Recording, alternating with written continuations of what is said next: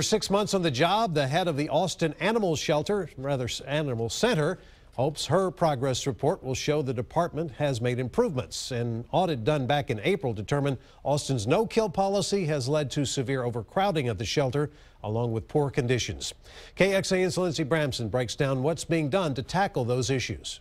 When really Tawny Hammond became the shelter's director back in June, she knew what she was getting into. The reason we have so many animals is because they're alive, because we're finding homes for them. But an audit done in April indicated they weren't finding homes fast enough. Hammond, however, says calling the shelter overcrowded is unfair.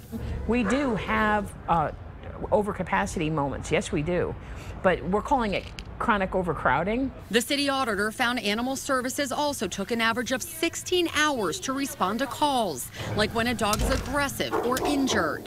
Hammond says they've improved those times, but still aren't where they want to be. You have about 22 officers for a 900 square mile county. That's something that we're going to be looking closely at and working collaboratively with the county on. The audit claims dogs at the shelter spent too much time in cages and didn't get enough exercise. Hammond implemented a new rule requiring employees take dogs on daily walks. Who's a good boy?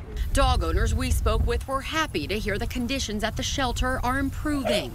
It's necessary for them to be able to provide the proper living conditions for the dogs. Hammond says she'll continue to make changes based on the audit and hopes the next one will be much different.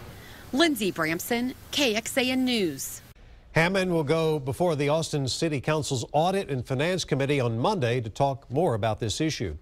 A lot of people do not realize that shelters labeled as no-kill can still put animals to death. In order to carry out the no-kill label, a shelter must save more than 90% of its animals. Here in Austin, data from the last fiscal year shows the Animal Center euthanized more than 1,600 animals, but when you compare that to the total number of animals, the center's save rate tops at 91%, so it still holds that no-kill designation.